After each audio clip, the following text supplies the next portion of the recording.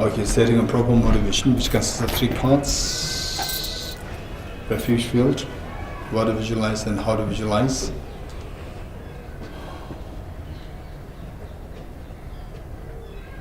Buddha Shakyamuni, His Holiness, and all the Buddhas, Bodhisattvas in front of you, and how you visualize them.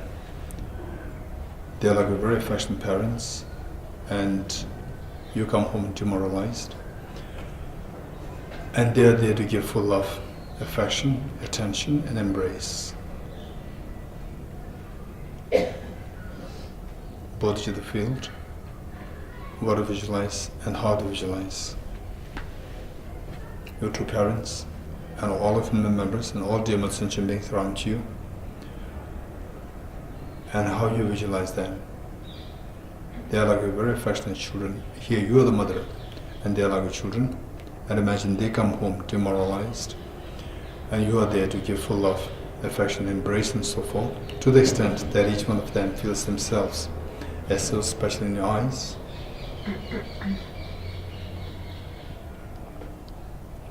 And the purpose of this class is to finally unravel the hidden treasure of enlightenment, hidden treasure of the Buddha nature, like the gold when mixed with the soil.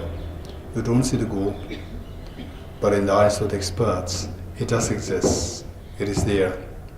It's only through separating the dirts from the gold that the gold starts to glow and shine. So likewise, the Buddha nature, the ultimate source of happiness, exists within each one of us. The fact that it is obscured or it is mixed with the mental defilements, that we don't see it. And the job of this, the purpose of studying this reflection meditation, it is to unfold and discover this treasure within us, and segregating the two things, the Buddha nature and the mental defilements, with the help of the wisdom of emptiness, and driven by the force of bodhicitta, grounded on renunciation, will make this Buddha nature come out to make you like a sun, which then will not be affected by any external factors, and instead you can illuminate every atom of the universe. You can illuminate the mind of every dear sentient being and dispel the darkness within their minds. So with that in mind, let's turn to page 3 of the prayer book.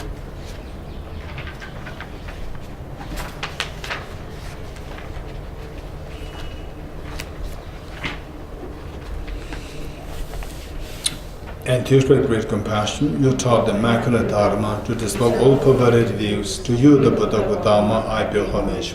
Enthused with great compassion, you taught the immaculate Dharma to dispel all perverted views. To you, the Buddha Gautama, I pay homage.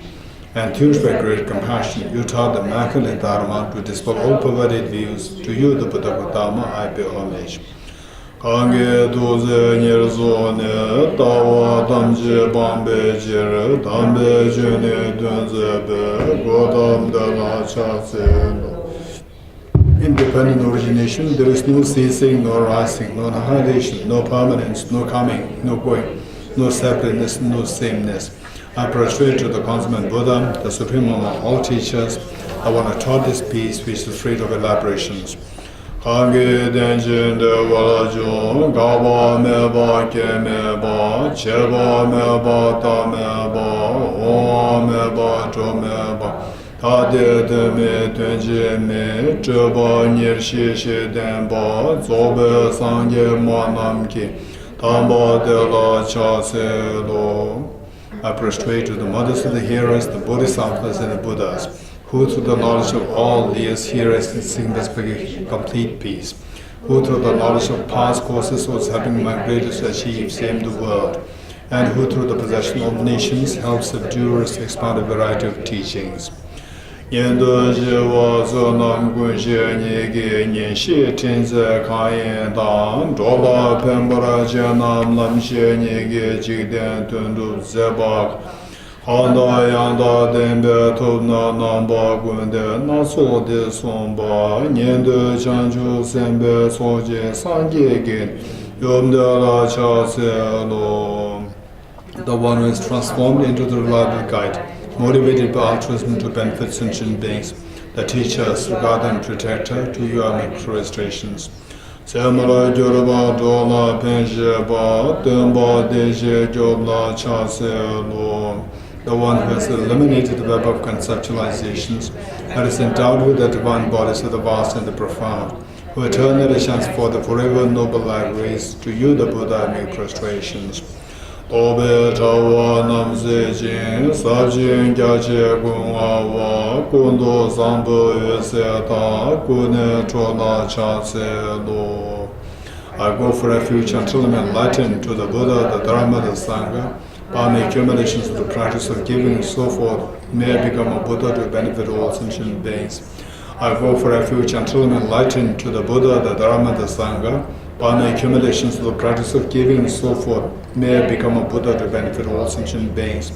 I go for refuge until I'm enlightened to the Buddha, the Dharma, the Sangha. By my accumulations of the practice of giving and so forth, may I become a Buddha to benefit all sentient beings.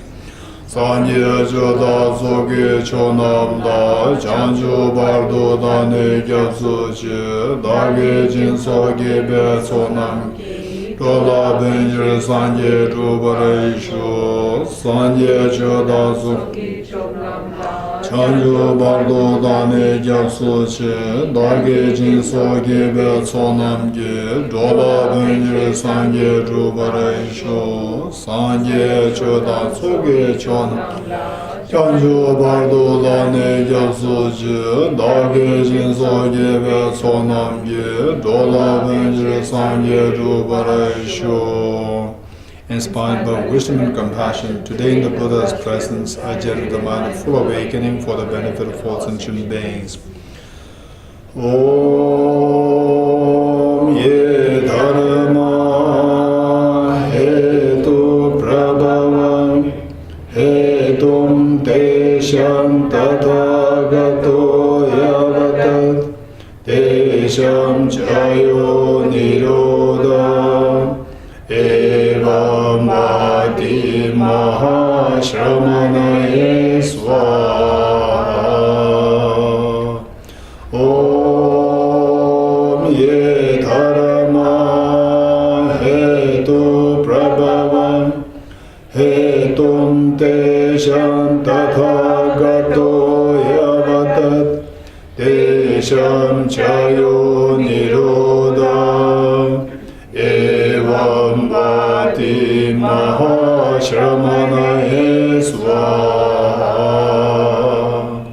Om Ye Dharma Hetu Prabhavam Hetum Tesham Tathagato Yavatat Tesham Chayo Nirodha Evam Bhati Mahashramanaye Swaha. All phenomena arise from the causes are taught by the Tathagata, the cessation of causes as well as taught by the great seer. Profound, peaceful, elaboration-free, clear light and non-composite. Such is the natural light Dharma I have discovered. Finding no one to fathom this teaching, in silence I return to the words. Savji Tute Vese Dumaje, Duze Dabu Chushi Kuunye, Sula Sheyan Kowar Minupe, Memo Nage Nasu Nebaraja. Beyond utterance, thought and expression is the perfection of wisdom, which is unborn, unseasoned, has the nature of space. It is the object of apprehension of self-realized wisdom. To you, the mother of the Buddhas of the 3 times, I build obeisance. Asam Jeme Shira Paraje, Mage Mega Namge Unwani, Soso Ranre Shi Chupa, Duzum Geve Yumla Chaselo. The Guru is the Buddha, the Guru is the Dharma, likewise the Guru is the Sangha. The Guru is the source of all, I go for refuge in the Guru. Lama Zangye Lama Che, Deje Lama Gendu Ne, Kunge Chebo Lama Yin. Lama Namla Chase Lo. By the sound of the vibrant drum of Dharma, please liberate all beings of miseries. I beseech you to kindly remain and give teachings until the end of the expanse of billions of aeons.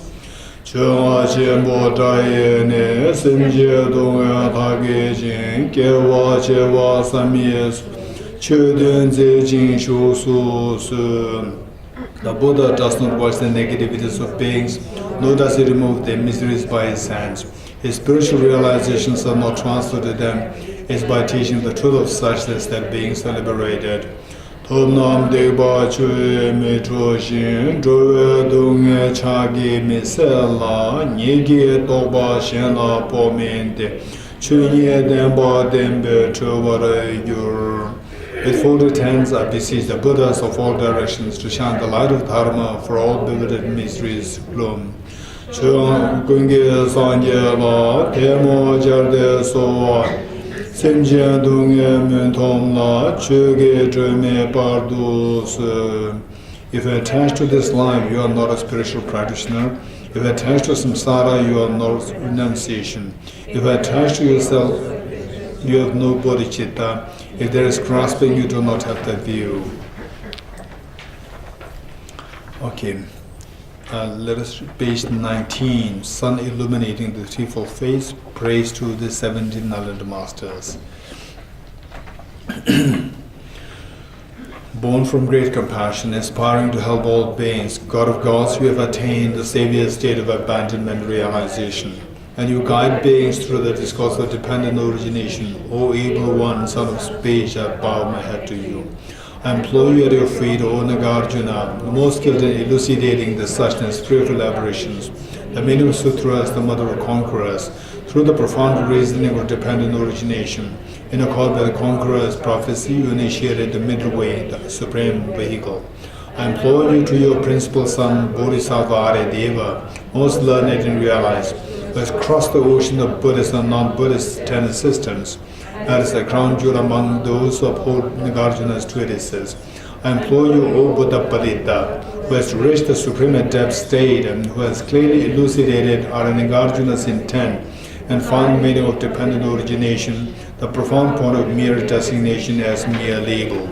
I implore you, O Master Power Viveka, fully accomplished Pandita, you initiated the philosophical tradition wherein, while negating extremes of truly existing things arising and so forth, you uphold commonly verified knowledge and external reality.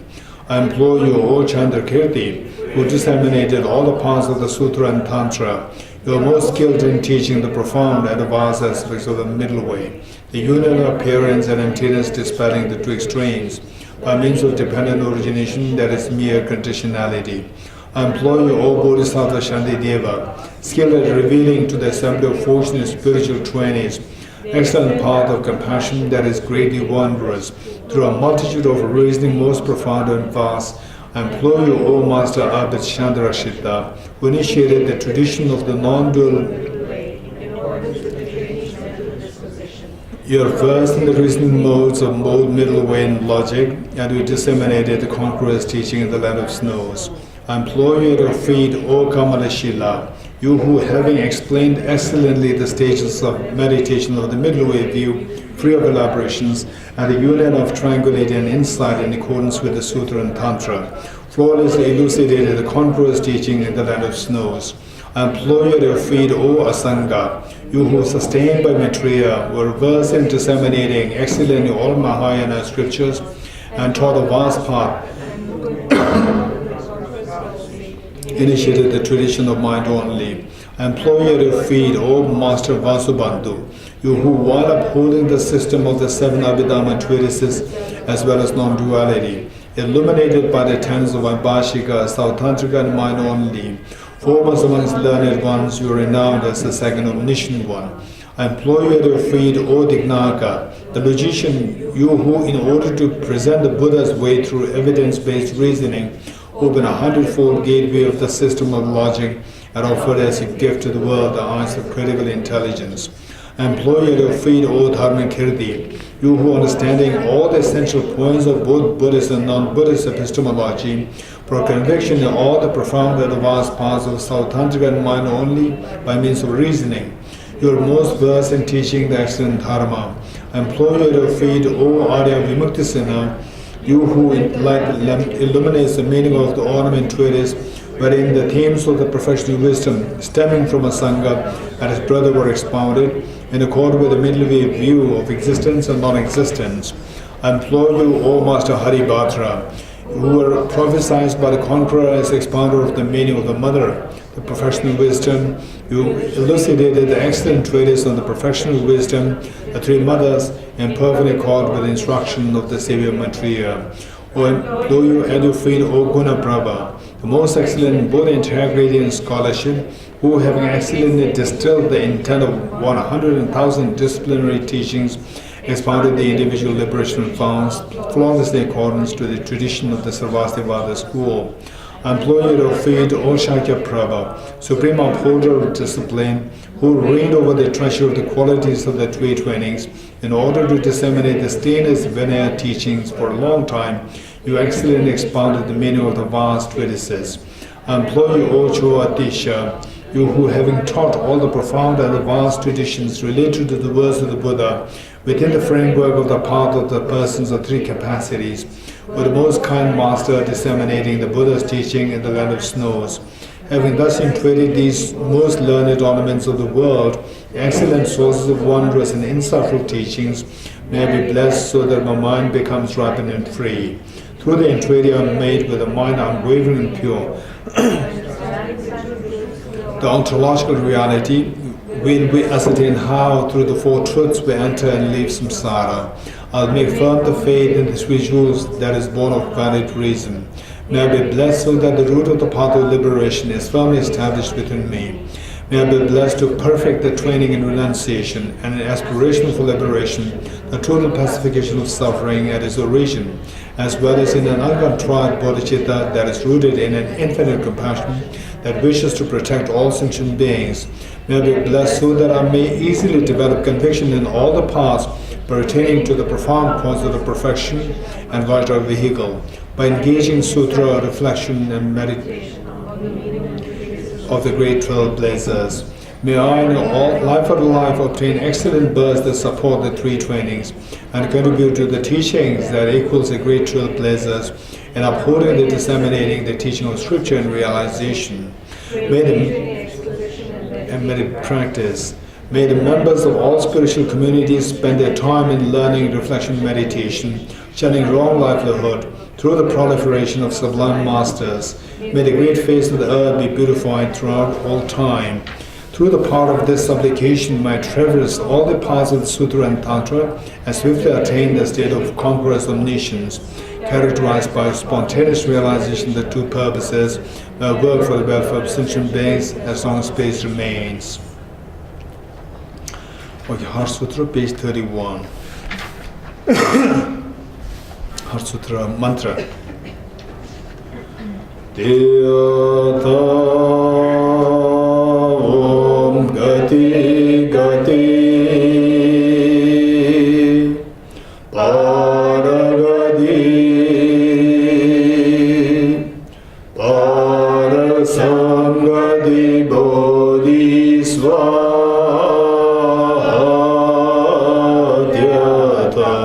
Om Gati Gati Paragati Parasangati Bodhisvatyata Om Gati Gati Paragati Parasangati Bodhisvatyata Om Gati Gati Paragati Parasangati Bodhisvatyata Om Gati Gati Paragati Parasangati svatyatha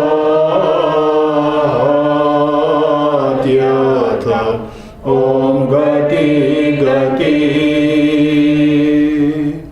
paragati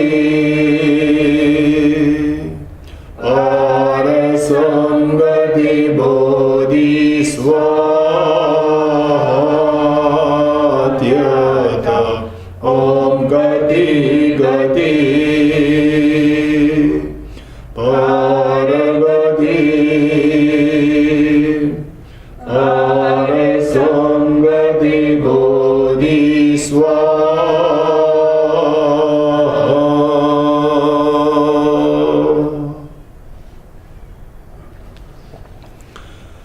Okay, the 8 verses 120.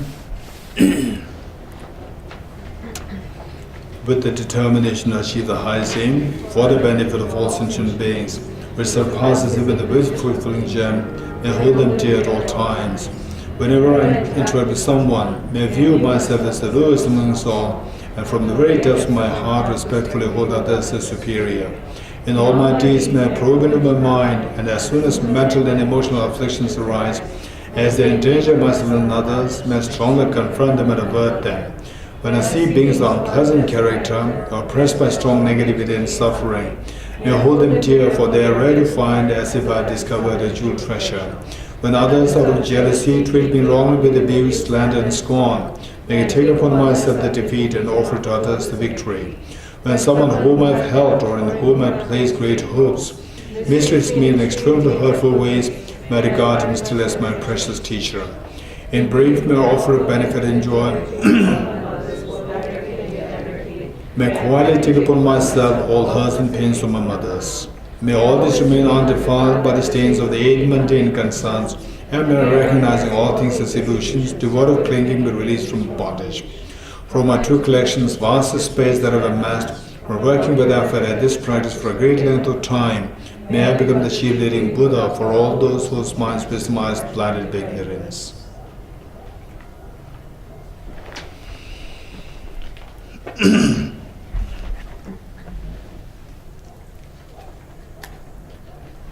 Okay, the last time, page 63, I think we are on interpretable sutras and definitive sutras. Okay, so this, we are doing this as previous school. Which school? Yogacara Savatantra Madhyamika. Very good. Okay. Interpretable sutras and definitive sutras. Okay, if you could remember what we did while we were doing the same thing, the same topic under Chetamatra school, so that we give definitions to the two according to Chetamatra, according to Svatantra Madhyamika, then according to Prasangika 3. Okay, so according to Chetamatra, what is the definition? Say in a loose sense. In loose sense, say the definition of the definitive teaching. That can be accepted at face value. A teaching which can be accepted as face value, which can be accepted literally at face value. Very good. And what is the interpretable teaching? Same. Now we can apply that. A teaching which cannot be applied, which cannot be accepted at face value or literally, right? So this is according to Chetamatra. Then according to Prasangika, the definitive teaching on the basis of subject. So what is the definition, say in terms of the meaning, definition of the definitive teaching? Where the subject matter deals with ultimate reality. Where the subject matter deals with No? Yes?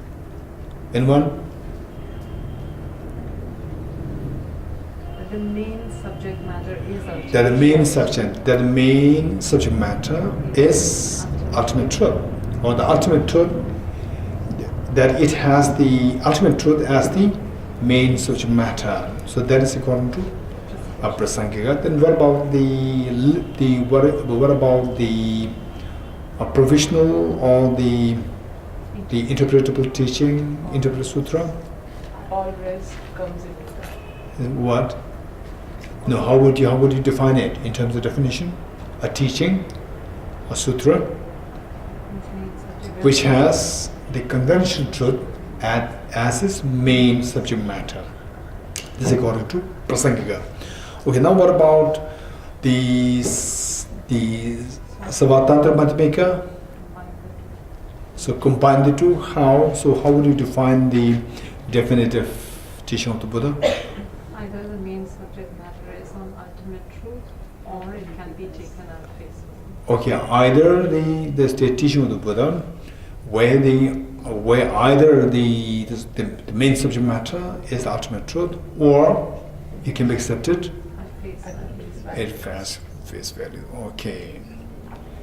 You don't agree with this? How do you agree with it? How much you agree with this? How many of you agree with this? And Huh? or and. Not or, it's and. Okay. So it should codify two things, not just or. That the subject matter, in terms of subject matter, the ultimate truth should be the subject matter, and that it should be acceptable at the face value. Right? Okay, two things must be there. So what about the definition of the interpretable teaching of the Buddha? According to Svatanta Madhyamika. No, say it. How? No one? Anyone? Who has to try? Huh? The subject matter is conventional truth. Either the subject matter, either. So here, this either or. Either the subject matter, conventional truth is the primary subject matter, or It cannot be taken. it cannot be accepted at face value. Right? Okay, this is what we need to know. So with this, we reading now the third paragraph from page 63. There are interpretable sutras and definitive sutras. They assert the concept of interpretable teachings and definitive teachings within the Buddha's teachings. Sutras which have either conventional truth as the primary and explicit content, not just the primary, it should be explicit also, explicit content of the sutra, or the sutras or the sutra or sutras which cannot be accepted literally are interpretable sutras. Sutras which can be accepted literally, whose primary and explicit subject matter is ultimate truth, are the definitive sutras. So this is very clear now. Right? They maintain that the first wheel of dharma on the Four Noble Truths is as indicated in Samdhi Nirmochana Sutra. By the way, what is Samdhi Nirmochana Sutra? Samdhi Nirmochana Sutra. Sutra unraveling the true intention, right? Which is a part of the third wheel. Okay. Samdhi Nirmochana Sutra is interpretable sutra, whereas the second and let's say, they maintain that the first wheel of dharma, as indicated in Samdhi Nirmochana Sutra, is interpretable. The first wheel of dharma, that is the interpretable, which was taught primarily for the Vaibhashikas and South-Antiquists as the target audience. Whereas the second and the final wheel, second turn of wheel of dharma, Rajgir, and the third wheel and the Vaishali, have both interpretable and definite sutra. Okay, so in terms of identification, there may be slight variations amongst the scholars. So what according to the author here is saying that whereas the second and the second wheel of the dharma, second and the final wheel of the dharma, second and third, have both interpretable and definitive sutras. Okay, let's say the second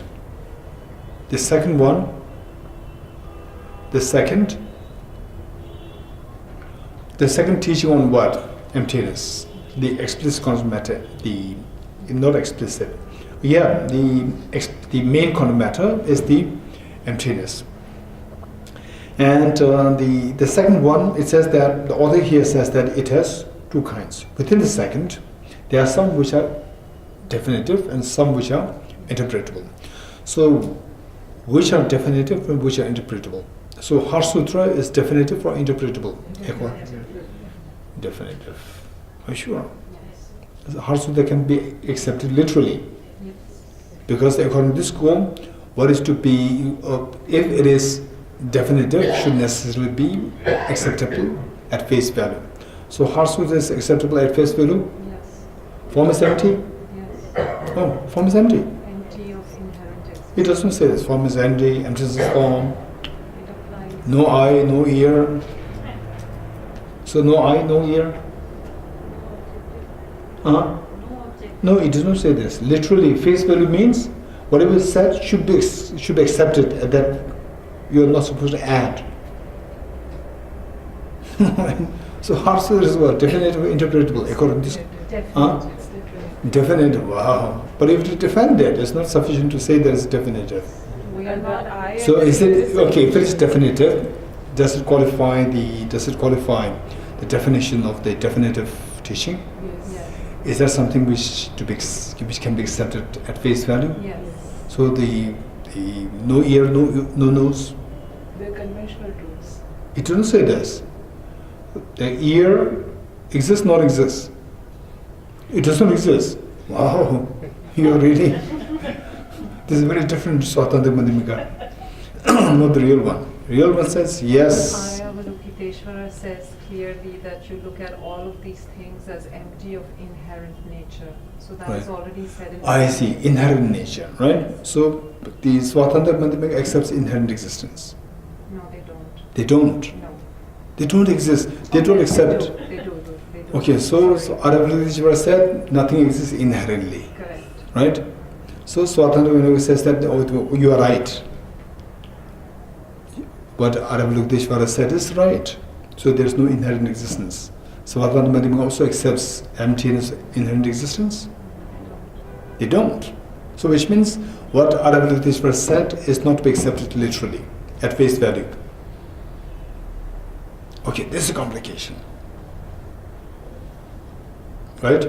So the Heart Sutra, of course, Heart Sutra is said to be what? The definitive, but these questions will arise. We have to deal with these questions, right? And then say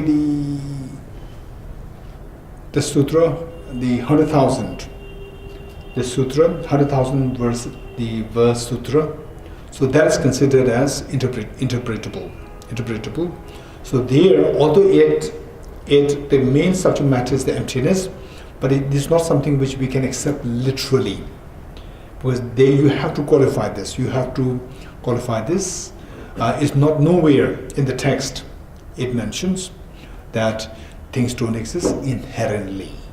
So because of which you have to qualify with this word, inherent existence, or the say true existence.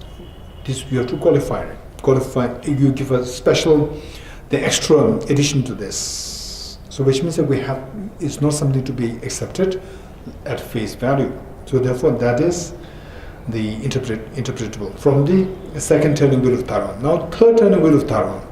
Third turning wheel of Dharma is interpretable or definitive according to this school. Huh?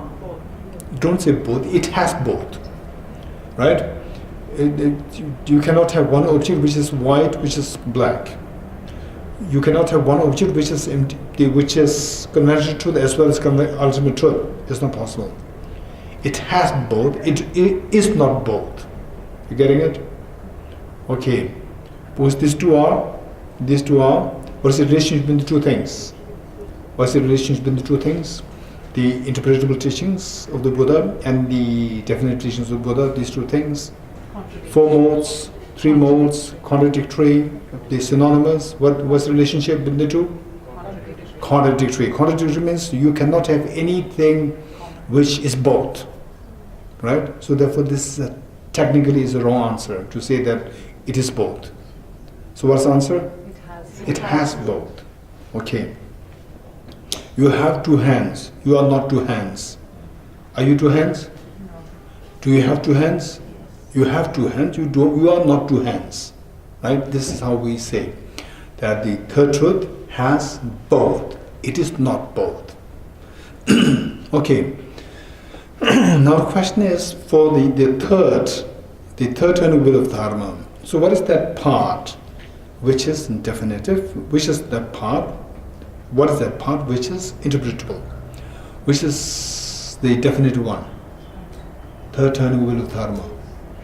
Huh?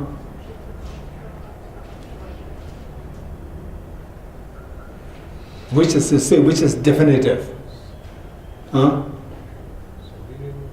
Huh? Yes, louder. Sandhi Nimochana Sutra. Yes. Sandhi Nimochana Sutra. Yes. Because the Sandhi Nimochana Sutra, did it teach conventional truth or ultimate truth? Ultimate truth. According to? Not according to Chittamatra. We are talking about which school is this? Svatantra. Don't mix up schools. So the Samdhi Nirmochana Sutra, what is the primary subject? What is the primary content matter? Ultimate truth or conventional truth? No? Ultimate truth. Okay, so it did not teach the Chittamatra philosophy? Did it teach Chittamatra philosophy? No. Three natures. No. Did it teach Chittamatra philosophy? No. This is my question. So the main subject matter is Chittamatra philosophy. So Chittamatra philosophy, the object philosophy, the object subject, object philosophy in terms of the object. Say what is that? Emptiness of external reality. That is the thoroughly established nature.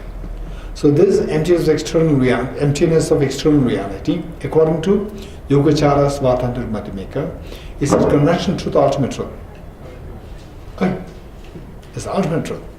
Wow. Okay, what's the definition of ultimate truth? No?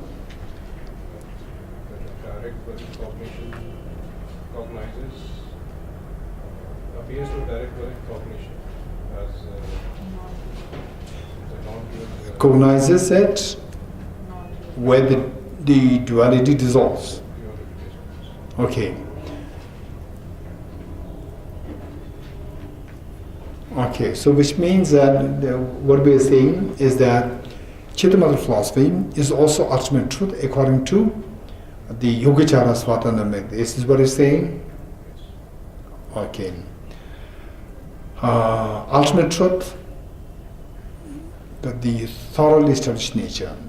Thoroughly established nature equals ultimate truth. And thoroughly established nature, how many kinds are there? Two. Thoroughly established nature. Huh?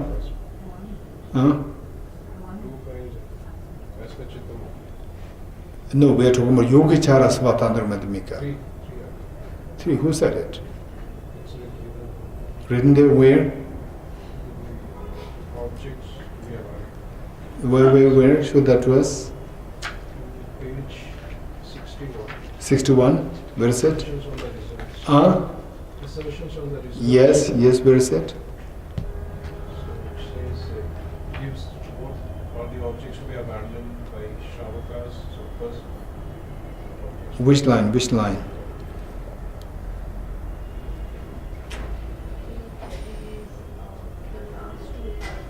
Last two paragraphs, so the last two paragraphs.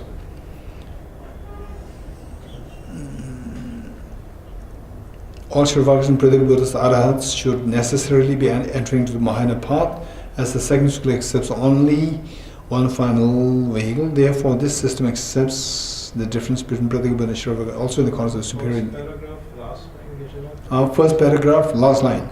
at the final stage with the help of At the final stage, with the help of Vajra-like Samadhi of the path of meditation, they abandon all the afflictive obscurations and simultaneously attain the fruit of it. It does not say anything. So it's about Shravakas abandoning afflictive obscurations. Shavaka's abandoning afflictive obscurations to attain the fruit of Bharatship, and afflictive obscurations are defined as the self of person. That's fine. So, So the selflessness of person is one kind of ultimate truth. according to Yogacara Swatan Madhyamika, how? Ways is that? So that is set in. Objects to be abandoned by the path. No, there it does not say anything. See, the selflessness of person is considered as thoroughly established in nature according to Chittamatra school. But according to this school, right? And of course, if you could remember what I said earlier, that the various monastic scriptures, they differ. So we stick to this author. According to this author, although my monastery may deviate from this, it doesn't matter. We'll follow this because we are studying this text. So according to this text, the selflessness of the person, is one of the two thoroughly established natures, right? According to Chittamatra school. But according to Yogacara Swatan Madhyamika school, it's not very clear. Okay, let's say but the point, let us make it very quick. Let's say that Yogacara, so here, the third turning wheel of Dharma, it did teach about the three natures. It talks about the three natures, and it talks about one is with the first one, impure nature is lacking self-characteristics, and the other part of nature is lacking the self-production, and the thoroughly established nature is lacking the true existence in the form of the object being the true referent of the label, right? So there we see that all these three things are taught. In other words, the three natures are taught. And the three natures, according to Yogacara Swatan Madhyamika, so what is that? Is that conventional truth or ultimate truth? Three natures per se should fall into conventional truth. So within three natures, let's say thoroughly established nature. So that thoroughly established nature, that taught in the Samdhi Nimojana Sutra, the third turning wheel of Dharma. So that is in line with Chittamata's philosophy, right? And we are talking about the kinds of teaching according to Svatantra Madhyamika. So according to Svatantra Madhyamika, Chittamata's philosophy taught in third turning wheel of Dharma, is this the ultimate truth? This is the question. So for that we can decide on the basis of, say, according to Yogacara Svatantra Madhyamika, say the cognitive obscurations is of two kinds. What are they? Gross and the subtle. What is the gross one? The grasping at externality. Grasping at externality is the gross cognitive obscuration. And what's the subtle one? Grasping at true existence, right? That's the subtle. So related to the cognitive obscuration, then to eliminate the cognitive obscurations, we need to realize the ultimate truth, right?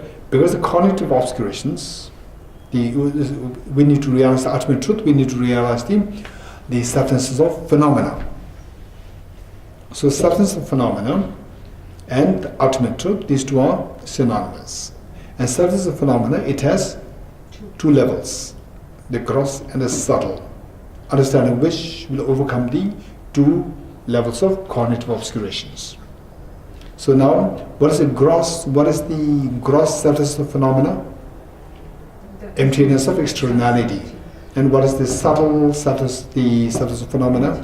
Emptiness of true existence. So if this is how we understand it according to this text, then we see that the thoroughly established nature, or according to Chittamatra, the substance of externality, that is the gross substance of phenomena according to Yogacara Svatantra Madhyamika. If that is the gross substance phenomena, then it's the gross ultimate truth. So it's the ultimate truth, right? According to this school, according to this text, precisely according to this text. So in which case we can say that, so that Samdhinirvana Sutra, that is the definitive teaching, because it teaches the ultimate truth. The ultimate truth is there as the primary object, primary subject matter, and also explicitly taught, and is acceptable at face value, right? So the characteristics are fulfilled. Okay, this is good. Okay.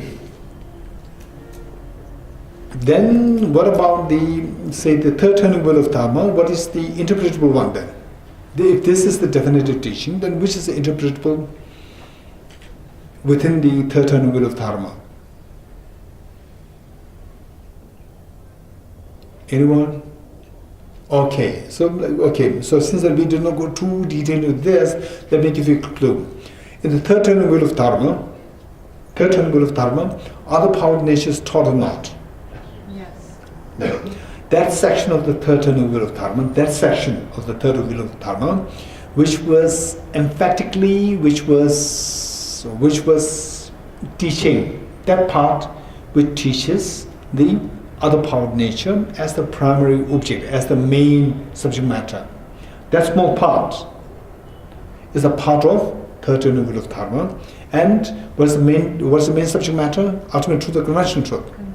Conventional. So that small part within the third turning wheel of Dharma becomes the interpretable teaching of the Buddha, right? So this is how we have to break it in. Anyway, this is according to this text, this author, and then we are his students, right? We have to follow. Okay. Whereas it may differ from the other scholastic, the writings or commentaries. It doesn't matter. So this is what we have to know according to this author. Okay, next. Reference 82. Second, the exposition of the 10 systems of Sautantrikas, the Sautantrika, Svatantrika, Madhyamika. So now Yogacara is finished. Now the Sautantrika, Svatantrika, Madhyamika. So here we see that how many pages are there? It's just one page, right? Which means that whatever we learned from the Yogacara, Svatantrika, Madhyamika, what we learned from Chittamatra, what we learned from Southern School, so those things, except for those things which are unique of those the early schools, all what we learned from the earlier, we have to take them here, because what we have here is just one page. Okay.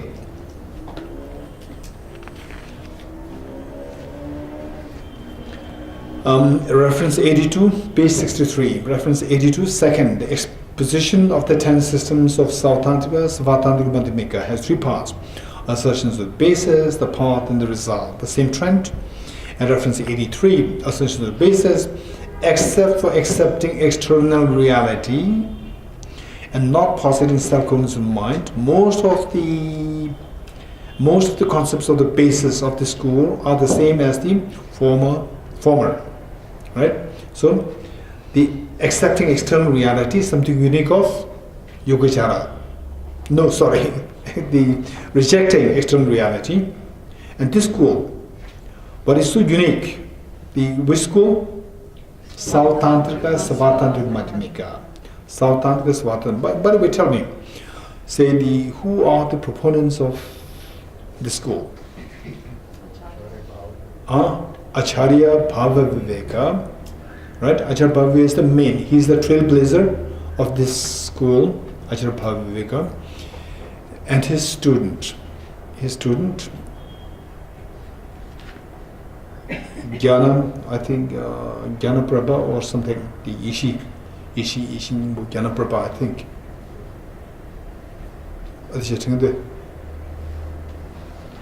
Ishimbo. Jnanaprabha or something. Okay, Ishinimbo in Tibetan. Okay. So what it says, the unique thing about this school, the Sautantrika, Svatantrika, Madhyamika, is that it accepts external reality. One. Okay, the two things. we think of the two things. One is external reality, one is the self-cognizant mind. External reality and the self-cognizant mind. So the Svatanta Madhyamikas, Yogacara Svatanta Madhyamika reject externality and accepts self-cognizant mind. And Sautantra Svatanta Madhyamika accepts externality and rejects self-cognizant mind. Right? So this we keep in mind. Externality as a unique thing and the self-cognizant mind is a unique thing. Two things. So these two schools, they do the opposite. Yogacara Svatanta Madhyamika rejects externality and accepts self-cognizant mind. Right? To defend, for them, to defend the rejection of the external reality, they seek the main support of self-cognizant mind. Now, Sautantra Svatanta Madhyamika accepts externality. It does not reject externality. So therefore they don't have to accept. They don't have to defend what is known as the mind-only concept. They don't have to defend this. So self-cognizant mind is not required for them. Right? But Sautantra school, there is something unique. Right? Yogacara, why they have to accept the self-cognizant mind is to defend how the mind exists truly. How the mind exists truly. Right? There's no externality. What is they then? The universe is the manifestation of the mind. And how do you know the mind exists truly? It's known by the self-cognizant mind. Right? So this is how the whole philosophy of Chittamatra is grounded. Philosophy of Chittamatra meaning the mind-only school. Whole day philosophy that nothing exists externally, everything exists as the nature of the mind. That philosophy is grounded on accepting what? Self-cognizant mind. For the Chittamatra. Whereas for the Sautantra school, they accept externality, they accept the self-cognizant mind. That is different. But from Chittamatra, it's very different. See, there's a philosophy here. To defend the philosophy, then they accept the self-cognizant mind. Whereas for Sautantra, Svatanta Madhyamika, the external reality, they are not rejecting it.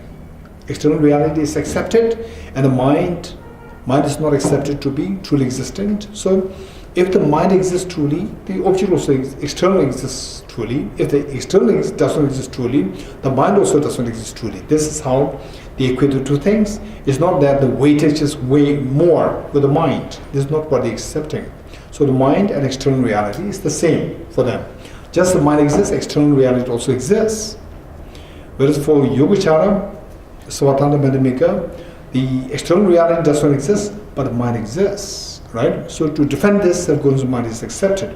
Whereas Sautantra Svatanta Madhyamika, they don't reject externality. So therefore they don't have to defend the mind to be something so different, more solid than the external reality. For that matter, they don't have to accept the self-cognizant mind. Now the point is, just think of the two things. To distinguish the Svatanta Madhyamikas, you think of the 2 points. What are the 2 things? External reality and self-cognizant mind. So 2 schools, they just are the opposites. The Yogacara Svatanta Madhyamika, they reject externality but accept the other one. What's the other one? Self-cognizant mind. And Sautantra Svatanta Madhyamika accept externality and reject the self-cognizant mind. So this is what, if we know this, then we can know the main framework of the difference between the Svatanta Madhyamikas. Okay, except for accepting external reality and not positing self-cognizant mind, most of the concepts of the basis of this school are the same as the former Yogacara Svatantrika. Okay, next assertions of the path. Again, is also very similar. Except for, okay, this is what we need to, this distinction. If you know this distinction, then the following, what we're going to read, the following will make sense to us. Okay, say the Yogacara Svatanta Madhyamika. For them, let's say the Shravakas and Brahmin Buddhas. What is the Shravakas? What is the main object which they meditate on when they go through the Gate Paragate towards their own enlightenment? What's the main object of meditation for them, for the Shravakas? Subtle selflessness of person. Subtle selflessness of person, or the selflessness of person. and then precisely the subtle selfness of person. What's the subtle self of person? Selflessness or autonomous. Selflessness of autonomous substantial reality. Very good. Okay. Now, say what is the main object of meditation for the, according to Yogacara Swatantamika, what is the main object of meditation for the Brahmic Buddhas? Selflessness of phenomena. The gross selflessness of phenomena. What is the gross selflessness of phenomena? External reality. The emptiness of external reality. Very good. Okay. So we see that because Yogacara Swatantamika accepts the emptiness of externality. Emptiness of externality as the gross selflessness of phenomena. So they distinguish the objects of meditation of the two practitioners, Shravakas and Pradik Buddhas. Shravakas meditate on the selflessness of person, and Pradik Buddhas meditate on the selflessness of the gross selflessness of phenomena, right? Okay. So whereas for the Sautantrika Swatantrika Madhyamika, this distinction is not there. Meaning that what is the selflessness of phenomena? Emptiness of true existence, that's it. Right? They don't have the gross and the subtle. Emptiness of true existence. So, if that is the case, then what the Yogacara Swatantamika says of the Pratik Buddha to be meditating upon, what the object of meditation of Pratik Buddhas, which is the gross selfless phenomenon, that is missing in the case of Sautantrika Swatantamika. So, what should the Pratik Buddhas be meditating upon according to Sautantrika Swatantamika? What do you think? They should be meditating on? The person, same thing which the Shravakas meditating. It's the same thing which they are meditating, because that this meditation, the realization wise is just the same. What they realize, what Shravaka practitioners they meditate when they follow the Gate, Paragate, particularly Paragate, Parasamgate, Bodhi Soha, according to Shravaka, and what is meditated upon by the Pratik Buddhas is just the same. If that is the same, then in terms of realization, there is no difference. Right? In terms of realization, there is no difference. And then in terms of abandonment also, what they abandon, is also there is no difference.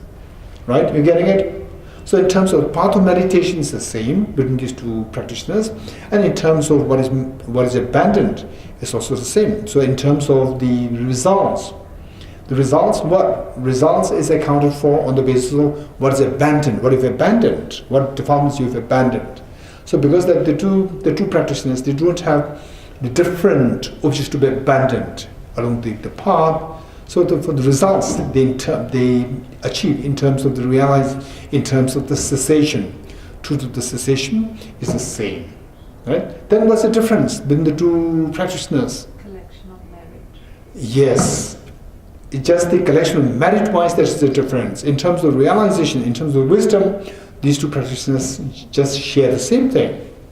So the collection of the merit. So collection of wisdom-wise is the same. Collection of merit, there's a difference. So in what way the two practitioners differ in terms of collection of the merit? No? Pratik Buddhas collect merit for 100 eons. Yes, Pratik Buddhas, they have to spend like 100 eons to gather the merit. That amount of merit is required to be collected for them to achieve their liberation. But for the Shravakas, they collect the merit. They say the brilliant ones, not just don't just say three lifetimes. The brilliant ones, really high caliber Shravakas, they'll spend say maximum like 3 lifetimes, and then the others like 7 lifetimes, 14 lifetimes, 28 lifetimes, and so for sure not like 100 lifetimes, and not lifetimes, 100 eons, not necessary, right? Okay, this is the difference. Okay, now if you know this, then we're going to read. It will make sense to us. Page 64, reference 84, second, assertions on the part. The difference between the two Swatantrika Madhyamikas is that this school, which school? Sautantrika Savatantrika Madhyamika accepts that those in the definite lineage of Shravaka and Pradipudha do not cognize the selfless phenomena. So, the selfless phenomena is to be exclusively practiced by the Mahayana practitioners. They do not accept the primordial wisdom realizing the emptiness of object and subject to be substantially distinct. In other words, the emptiness of the duality, subject-object duality, right? They don't accept that somebody can have the wisdom realizing the emptiness of object-subject duality. Why not? They don't accept. They accept external. If somebody accepts external reality, why don't they have to accept this, the wisdom realizing the emptiness of object-subject duality? Why not? Object and subject are substantially distinct. Because this wisdom becomes non-existent. Because this wisdom says that wisdom to realize the emptiness of subject-object duality. But if you accept the subject-object duality, emptiness of subject-object duality cannot be posited. Very good. Okay. They also do not accept the conceptual mind apprehending external reality as cognitive obscurations. Right? Okay, this is quite easy now. Reference 85. Third, the exposition result. Okay. Since there is no difference in subtlety between Shravaka and Pradipudha pertaining to the obscurations to be abandoned. Okay. What obscuration is abandoned by the Shravakas according to this school? Afflictive obscurations. And what about the Pradipudhas? Afflictive obscurations is the same. And what is afflictive obscurations? What constitutes afflictive obscurations? Contaminant karmas, afflictions, and active seeds. And what about the self-grasping ignorance? Self-grasping ignorance falls under the afflictions. Very good. Okay.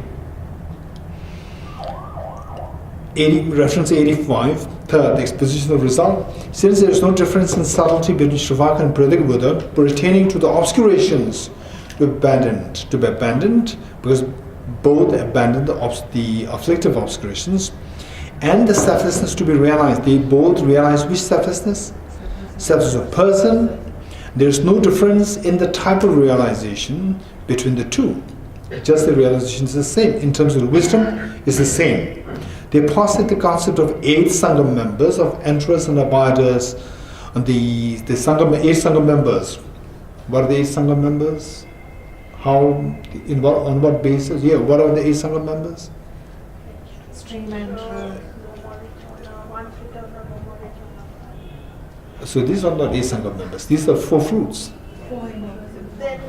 Okay, 4 abiders. Okay, let's say the 4 abiders in the 4 fruits, which Prince Visala said, and 4 approaches of the 4 fruits. 4 plus 4 is 8. These 8 are known as 8 Sangha members. Okay, Sangha members are enterers and abiders for both Shravakas and Pradipudhas, applicable to both the practitioners. Those in the definite lineage of Mahayana are posited to abandon the 2 obscurations sequentially. Okay, so there's a slide. Okay, so the monastic scriptures may differ. Again, I'm saying this. So here we have to accept this, what is said here, right? Okay, and you may be wondering, why should we have to accept this? Right? And how can we rationally know which is correct? This is something which we can decide only when we reach somewhere, gati, paragati, around that level, then you will realize. Otherwise, these are very obscure for the time being, for us. Okay, so we stick to the author is fine. The idea is that we need to know. We need to know what are the stages, in what way the afflictive obscurations are going to be taught, in what way the cognitive obscurations are going to be taught. What is cognitive obscuration? What precisely is cognitive obscuration? In what way that obscuration obstructs us from achieving total omniscience? In what way self-grasping ignorance stops us from achieving freedom from samsara? right? So these we have to know.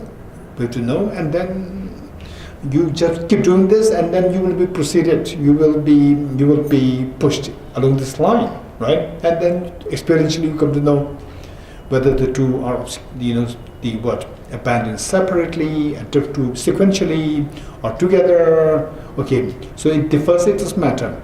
So according to this text, it says those in the definite lineage of Mahayana are posited to abandon the two obscurations sequentially, right? So according to what we've learned, according to Yogacara Svatantra Madhyamika, the two are abandoned simultaneously, right? According to this school, the Sautantra Svatantra Madhyamika, these two are abandoned sequentially. But the others, the scholars from the different monasteries may differ slightly. It doesn't matter. So let's follow this. Those in definite lineage of Mahayana are posited to abandon the two obscurations sequentially. How? The presentation is very much like the Prasangika's presentation. Still it differs even from Prasangika, but how it is presented here is very close to Prasangika. Well, that's very good. It is said in Targajwala. Targajwala is blazed reasoning by Acharya Bhava Viveka that the practitioner completely abandons the afflictive obscurations when he or she attains. Okay, when she or he attains. Okay, maybe the editor said the girl. She or he attains the 8 bodhisattva ground. The bodhisattva ground. Okay, this is according to the Prasangika. According to Prasangika. Now, the Targajwala, the Sautantra Svatantra Madhyamika, positing the same concept that the bodhisattvas on the definite Mahayana lineage, what they do is they abandon the afflictive obscurations first, followed by cognitive obscuration, and when they abandon the afflictive obscurations, when they reach the 8 bhumi, okay, attains the 8 bodhisattva ground, 8 bhumi or 8 bodhisattva ground, same. Bhumi is the Sanskrit word for ground.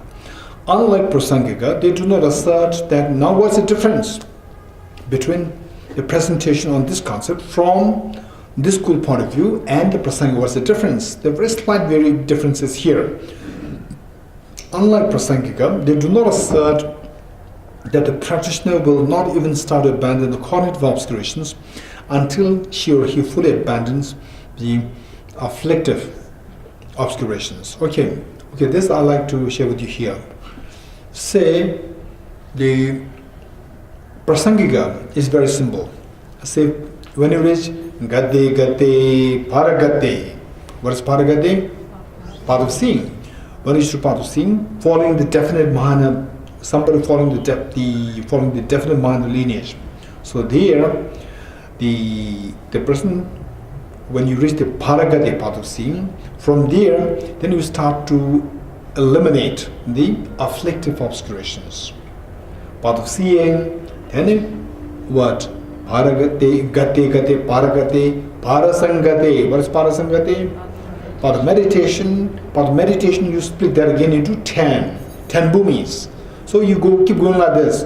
The first bhumi, second bhumi, third bhumi, fifth, sixth, seventh, eighth. When you reach 8 bhumi, then you abandon the afflictive obscurations. 8 bhumi, right? Okay. So the question arises, 8 bhumi, the moment you reach 8 bhumi, you already abandon the afflictive obscurations, or while you are in 8 bhumi, then you struggle before you cross 8 bhumi to reach the 9 bhumi. Before that, you achieve the Arhatship, right? There are 2 versions. You're getting it? 2 versions. Let's say that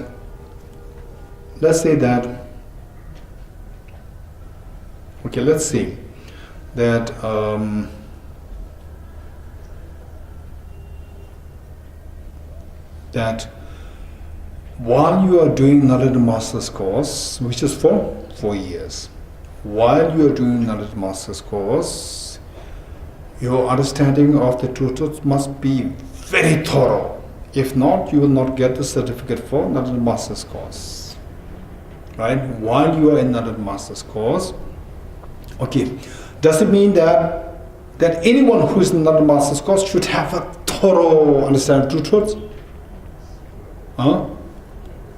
Not a master's course, how many years? 4 years. First day not a master's course. The person is he or she in the not a master's course? Yes. Yes. Is she or he have a thorough understanding of true truths? Emptiness? If yes, there's no point to do the not a master's course. If the person already has a very thorough understanding of the true truths, at that point, no need to do not a master's course. You getting it? Which means that just at the initial, the first entry, the person, is it that a person should have the understanding of true truths, thorough understanding of true truths? Not necessary. But before you leave the not a master's course, you must have this.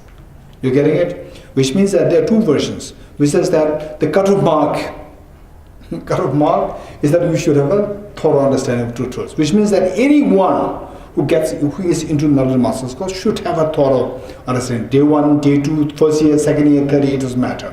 This is one version. Another version is that you get into another master's course, so you just study. And then whenever you're perfect, then you come and then I'll give you a certificate. Right? So which means that it is not necessary that when you are in another master's course, right? When you're in another master's, you should have a thorough. No. So some way, anywhere within another master's course duration, if you can perfect it, that's fine. Likewise, 8 Bhumi is not just one moment. 8 Bhumi is quite extended time. So 8 Bhumi, the moment you reach 8 Bhumi, you are already Arhat. This is one version. Another thing is that you will become Arhat while you are in 8 Bhumi. There are two versions. You getting it? And both are accepted by both very standard scholars, right? So there's no hard fast, very standard point. The first one is correct, second one is correct. Both are accepted by the different philosophers. It doesn't matter, right? Anyway, just try to see emptiness yourself, right? Whether 8 Bhumi, right? The moment you get into 8 Bhumi, you achieve Arahant, it doesn't matter. You accept it any way you like, right? It doesn't really matter. From your side, you have to know that there are the Bhumis to cross. And as you go along the Bhumis, the realizations continue to grow. The quality of cessation continues to happen. And then some say that first the afflictive obscurations are gone rid of. And then followed by only after eliminating afflictive obscurations, then cognitive obscurations will be got rid of. And some others, this is what the Prasanga says. Prasanga says that first you get rid of afflictive obscurations. So 8 Bhumi, you'll be got rid of the afflictive obscurations. Then you start to work to eliminate cognitive obscurations. This is according to Prasangika. Now according to this Sautandrika Svatandrika Madhyamika, say the first part is saying that afflictive obscurations you will get rid of when you reach the 8 Bhumi. Whether the same time or within 8 Bhumi, that is up to you can accept, right? One. Then that is the same as Prasangika. Now what is different is that, say here, afflictive obscurations and cognitive obscurations, it is not necessary that they should be, say, afflictive obscurations, you work to remove them. And according to Prasangika, cognitive obscurations, when do you start to remove them? After eliminating afflictive obscurations. It is correct, but to be very precise, after eliminating afflictive obscurations. Eliminating afflictive obscurations and achieving achieving liberation for oneself, and then say being in 8 Bhumi, they are much more, not really 100% at the synonymous, but they are more around the same time. Alright? It differs between the different scholars. Okay. Now the point is that according to this school, it is not necessary that to start to eliminate. I'm not saying eliminate, to start to eliminate. To start to work to eliminate cognitive obscurations. It is not necessary that you have to wait until the afflictive obscurations are going to return. You're getting it? In fact, the two things, you can work together. Afflictive obscurations, cognitive obscurations, you can put to eliminate two of them simultaneously. You start to work. You start the work of eliminating cognitive obscurations and afflictive obscurations together. But although you start together, but which is going to be first is afflictive obscurations. Cognitive obscurations will take more time for you to eliminate. So this is according to Sautantrika, Svatantrika Madhyamika. Whereas according to Prasangika, what happens? You cannot even start to eliminate the cognitive obscurations until you eliminate afflictive obscurations. Okay, this is the difference. Okay, so let's read this paragraph. Those in the definite lineage of Mahayana, which means bodhisattvas in the definite lineage of Mahayana, are posited to abandon the two obscurations sequentially. Why it is a definite lineage of Mahayana? Why those in definite lineage of Mahayana? Why this is so unique? Why? What do you mean by those in definite lineage of Mahayana and those not in the definite lineage? Bodhisattvas not in the definite lineage of Mahayana. What's the difference? Yes, things Visala.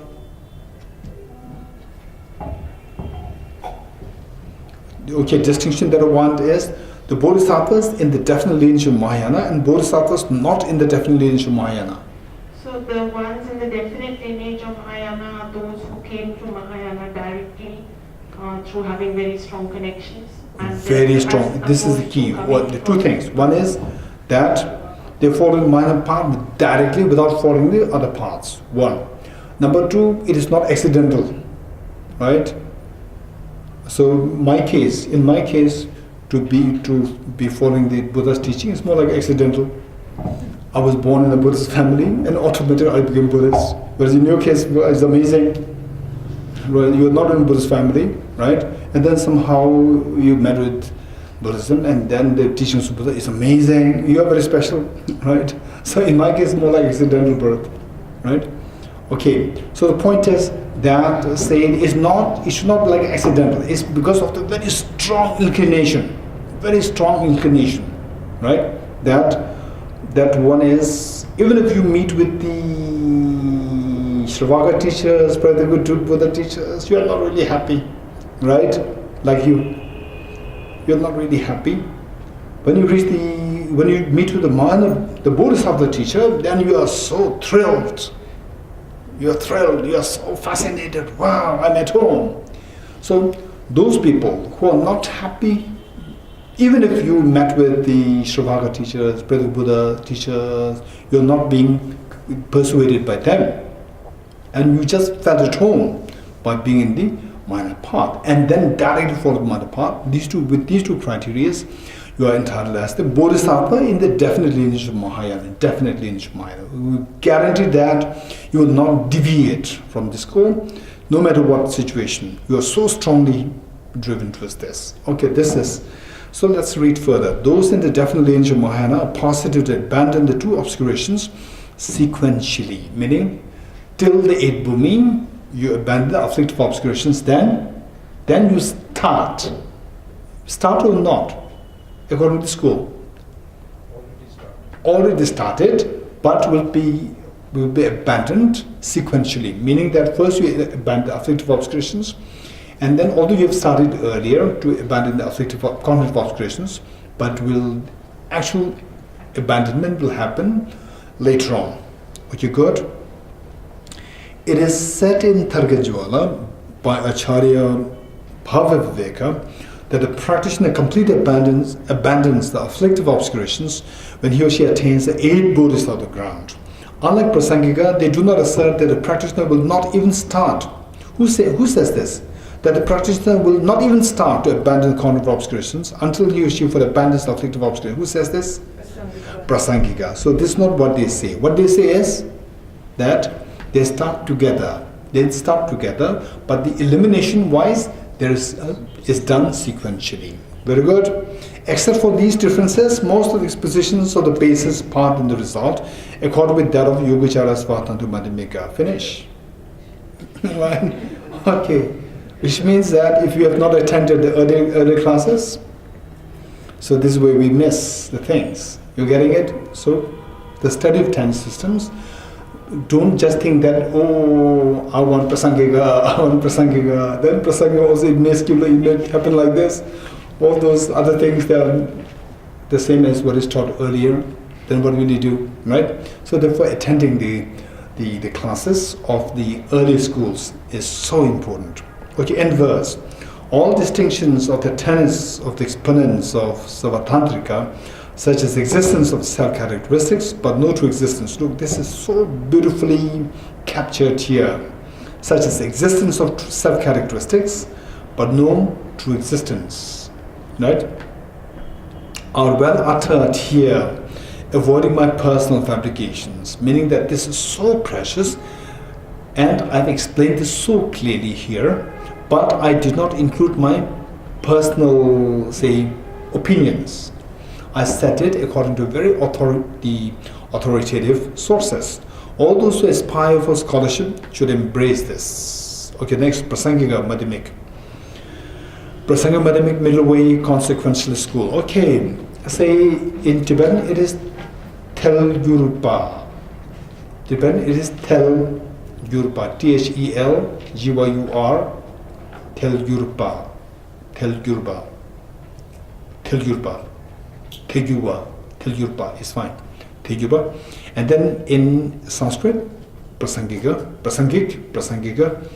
And then in English, consequentialist school. Okay. Reference 86. Second, the presentation of Prasangika has 3 parts. Prasangika school has 3 parts. Definition, etymology, exposition of the tenets, the same pattern. Reference 87. First, the definition. The definition of Prasangika. A proponent of entitylessness. A proponent of entitylessness means someone who is a Madhyamika philosopher. Right? Proponent of entitylessness. Meaning somebody who is Madhyamika philosopher, who does not accept anything that is established through self-characteristics, even on the conventional level. Okay, this is very important. Okay, if you look at the definition of Svatantrika Madhyamika, where is it? Definition of Svatantrika Madhyamika, page 57. Second last paragraph. Page 57. That's okay. Huh? Reference 69. A proponent entity who accepts self-characteristics on the conventional level. Okay, if you compare the two things, there's a great resemblance there. Not resemblance in terms of the meaning, resemblance in terms of how the definition is given. Right? So in the one, according to the definition of Svatantrika Madhyamika, it says a proponent of entitylessness, this is the same, who accepts self-characteristic on the conventional level. So here, page 65, Prasangika, who does not accept anything that is established through self-characteristics, even on the conventional level. In other words, who does not accept self-characteristics on the conventional level. You're getting it? So the two things, if you know the definition of Svatantrika Madhyamika, you can apply this to Prasangika very easily. Okay, let's go back to 57. Page 57, stands reference 69. Definition of Svatantrika Madhyamika. A proponent of entitylessness, this is the same, who accepts self-characteristics on the conventional level. You're getting this is Svatantrika Madhyamika. Now Prasangika, who does not accept, right? We just say, instead of who accepts, you say does not accept. Then it becomes the definition of Prasangika. Right? As simple as that. So then additional words are given. Additional words are given in when you define the Prasangika. Additional words are given, but the meaning is just the same. Who accepts, who does not accept. Who does not accept is Prasangika, and who accepts is Svatantrika Madhyamika. What accept? Accept what? Self-characteristics on the conventional level. You're getting it? Somebody who accepts self-characteristics on the conventional level, This is Svatanta Madhyamika. Who does not accept self-characteristics on the conventional level is Prasangika. Okay, now what does it mean by this? Of course, I've already explained it in great detail when we were defining the Svatanta Madhyamika, because this is very important. And when His Holiness the Dalai Lama gives teachings, His Holiness would bring this up so often, right? So therefore, if you know this, it will become very easy to understand what His Holiness is teaching. Okay, so the point is that, say, we have to think of the two domains, ultimate domain and the conventional domain. Ultimate domain and the conventional domain, right? Okay, now let's say on the ultimate domain, nothing exists. Ultimately, nothing exists. This is what is accepted by both schools. On the ultimate domain, or in other words, the ultimately, nothing exists. So this is accepted by which school? Prasangika or Svatanta Madhyamika? Both. You're getting it? Ultimately, nothing exists. Okay, now conventionally, right, now the next is, there are two domains. One is ultimate domain, ultimately, and as opposed to ultimately, what's the opposite? Conventionally. Conventionally, everything exists. According to school? Okay. Ultimately, nothing exists. Both schools agree. Both the mathematics agree. Conventionally, everything exists. Who accepts? Both. Same. You're getting it? Now, what's the difference? So, what's the difference? What difference do you see here? Self-characteristic, right? Self-characteristic. Okay. Self-characteristic is the one which, okay, say you are Svatanta Madhyamika. You are Svatanta Madhyamika, and I ask you some question, you give me an answer. Okay. Conventionally, what exists? Everything exists. Ultimately, what exists? Nothing exists. Self-characteristics, right? Does it exist ultimately? No. Self-characteristic, does it exist conventionally? Yes. Yes. Right? Yes. How yes? This we have to again explore. But for the time being, you say yes. And if somebody asks you how, then you say that we have not learned it yet. Did you get the point? What's the point? What did I say? For Svatanta Madhyamika, self-characteristic, does it exist ultimately? No. No. Why? Because ultimately nothing exists. Nothing exists ultimately. Self-characteristics, does it exist conventionally? Yes. Yes. How does it exist conventionally? We'll learn later, right? Okay. Now the point is, now imagine that you are Prasangika. Okay, what exists ultimately? Nothing. Nothing exists. That's easy. What exists conventionally? Everything exists. Now I pick up a very specific instance. Self-characteristic, or a pot, a flower. A flower, does it exist conventionally? Yes. Yes. Does it exist ultimately? No. No. It exists conventionally? Yes. Now I change the object. Self-characteristic. Does it exist conventionally? No. Huh? Because you said everything exists conventionally. Huh? Self-characteristic. Does it exist conventionally? Why then? Why did you say everything exists conventionally? Everything which exists should exist conventionally. Everything which exists. So there's something which is non-existent also includes everything.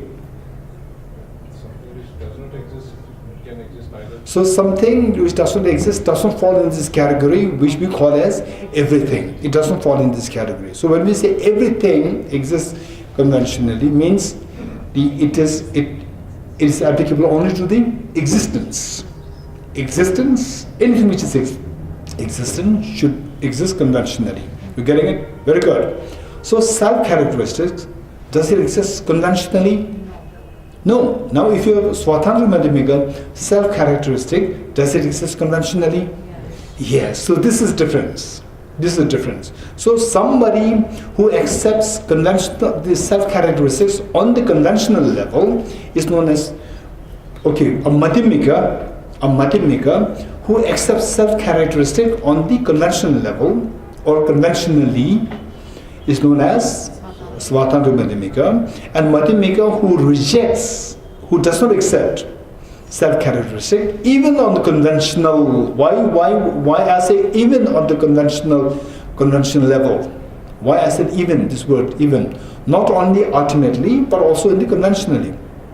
Whereas Svatandra Madhyamika, although they reject self-characteristics on the ultimate level, but they do not reject on the conventional level. But Prasangas, they reject on both levels. Self-characteristics, not only it exists ultimately, they reject it existing even conventionally, right? So this makes them Prasangika. Okay, the next question is, what does it mean by self-characteristic? Self-characteristic. Okay, I'm not going to go into too much into how you understand it. So self-characteristic and inherent existence, objective existence, they mean the same. Self-characteristic, inherent existence, intrinsic existence, objective existence, they all mean the same. Right? Now, Prasangika, does Prasangika accept objective existence? No. No, not at all. So they don't accept self-characteristic because they don't accept objective existence. Objective existence and self-characteristics, these two are synonymous. Right? These two are synonymous. Okay, so this is what we can say for the time being. I'm not expecting you to really experience, oh, there's no self-characteristics, amazing, right? So if this is what is happening, right, when we study Prasangika, then there's no point in studying what? Madhyamika Avatar. Madhyamika Avatar, when are we to study? After 10 systems, right? So we have to study that. Okay. Okay, now let us follow. Definition of Prasangika. Per reference 87, definition. Definition of Prasangika, a proponent of entitylessness. What do you mean by this? What do you understand by this proponent of entitylessness? Someone who is a Madhyamika philosopher, who does not accept anything that is established through self-characteristics, even on the conventional level. Acharya Buddhapalita, Acharya Chandragirti, and Bodhisattva Shantideva are instances of Prasangika tenet holders. So Buddhapalita is believed to be the direct disciple of Aranyagarjuna. And Acharya Chandragirti, there is a gap of about 500-600 years between the two of these scholars.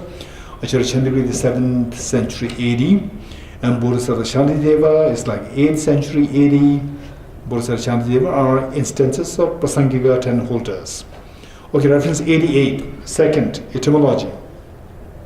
The reason why this school is known as Prasangika, consequentialist, is that the proponents, okay, etymology, keep in mind that etymology does not require to be a very strict meaning, right? It is just the way we understand the word consequentialist or Prasangik consequentialist, Tengyur, is that the proponents of this system accept the inference, that inference which cognizes the thesis can be generated in the mind of the opponent through mere reductio ad absurdum, or in English it is translated as consequence. Okay, so the consequence, say for example, if you say that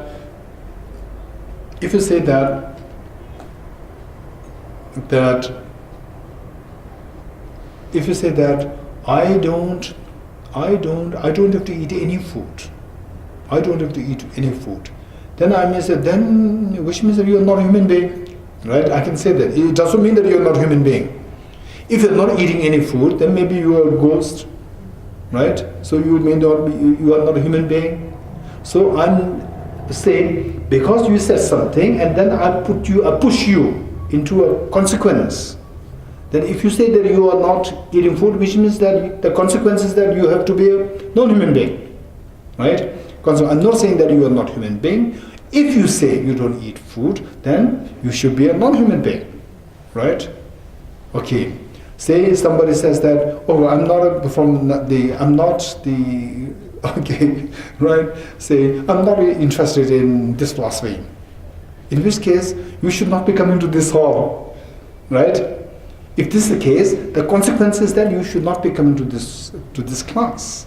The consequence. But you're most welcome. But if you're not interested, don't push yourself to come, right? So this consequence is not saying consequence and what you are. These two are different, right? You can say that. Okay, I could see that you are not interested. I could see that you are not in this classroom, right? Because what is coming here is not really you. It's your ghost. It's not you. You are in America or you are in the in whatever place, right? You are there. You are not here. So this is one thing. And another thing is that if you are not interested, then you cannot be here. You cannot be here. This is the consequence, right? Okay. So the point is that the why this school is known as consequentialist is that same that you don't believe in emptiness of. Say you are Svatantrik Madhyamika. Do you believe? Say you are a very staunch Svatantrik Madhyamika philosopher. Do you accept the emptiness of objective existence? No. Okay. Do you accept dependent origination? Yes. Yes. So I can prove that things are empty of objective existence with the reasoning of dependent origination. I can prove that. Right? So I can say that the flower is empty of independent objective existence because it is dependent originated. So I can work on the three modes, right? That the object qualifies the sign and the deprivation, the counter-pervasion, all these things we can work on it. We can work on it and finally you're convinced. So this is, I provided you a very strong reasoning. Whereas there is another mode of convincing, letting you realize that, things don't exist objectively. Although at the moment, initially you are a very strong holder, the believer of objective existence. Now with this, another direction, not by giving reasons, but through using consequences, I can make you to be convinced of that. If you say, things exist objectively or not, what is your position? Yes. Then things are not dependent originated. Then you say, why not? Things are not dependent originated. I know that you accept dependent origination. I know that. And I also accept dependent origination. And I know that you accept dependent origination. But I throw a consequence to you saying that if you accept objective existence, then you should not be accepting dependent origination. You getting it? So I say that flower should not be dependent origination as per you. Because flower is objective existence as per you. You accept it to be objectively existent. So if you accept objective existence, you should not be accepting dependent origination. So this is the consequence, right? So this is not the sound reason. It's not a sound reason.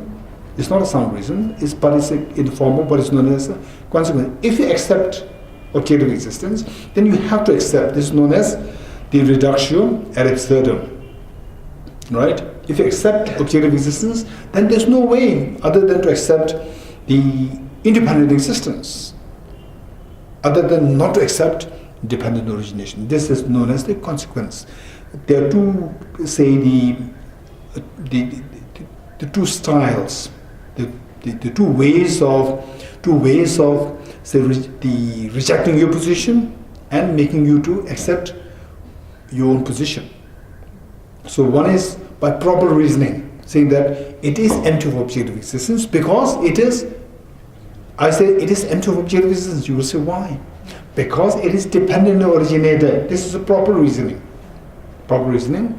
The one is proper reasoning, meaning the predicate, the topic and the predicate, the thesis. Thesis is what I also accept. Whereas the flower, I say that if you accept the flower to be objective existence, then the flower cannot be dependent origination. You say why? Because it is objectively existent. So what is the thesis here in this case? What is the thesis? What is the thesis? By the way, what is the thesis? It's the subject. No. and the predicate. Well, what is the thesis? The standard understanding. What is the thesis? Subject and The subject, the combination of the subject and the predicate. That the subject is the predicate. Yes. This is thesis, right? There's this. In this case, I said the flower is not dependent origination. Then what would you say? How or why? Then I say the flower is not dependent originated. It's not because I don't accept it. It's because you accept something which I cannot accept.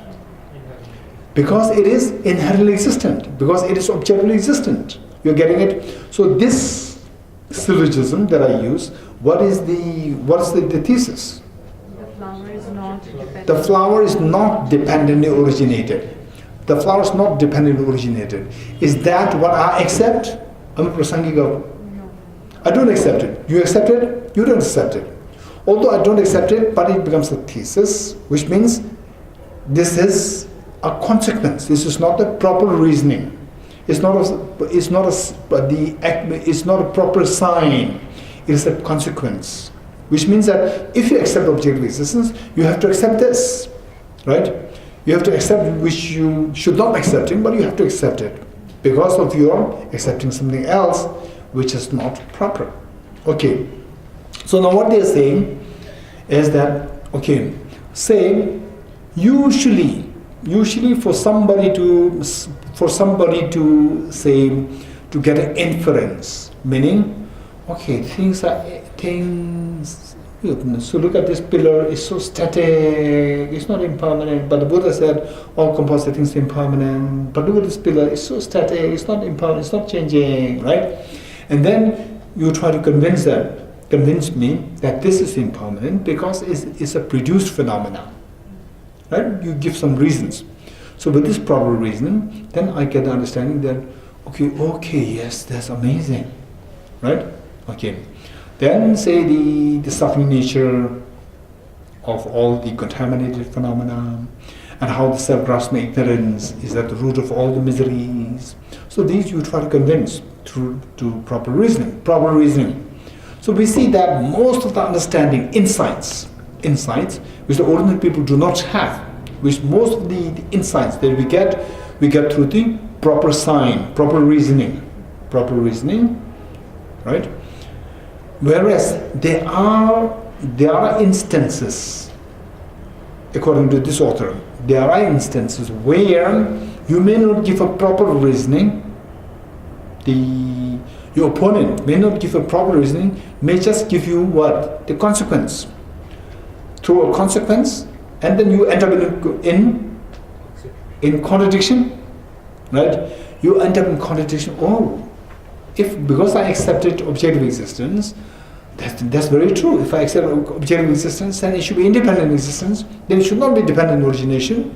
Then you end up in contradiction. So this contradiction you come to realize through your opponent throwing the consequence on you, right? So with this contradiction, then you think more. So you have to give up one. You cannot live in contradiction, right? Either you have to give up dependent origination or you have to give up objective existence. Can you give up dependent origination? You cannot, because dependent origination is a reality. So what is that thing you have to give up? Only the acceptance of the objective existence. So with this then you realize, I see, now I got it, there's no objective existence. So the opponent did not throw any proper reasoning. It simply put you into a contradiction. Put you to realize your contradiction.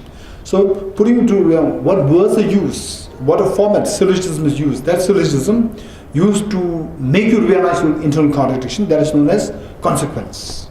Right? With the help of consequence, you come to realize your contradiction. Right?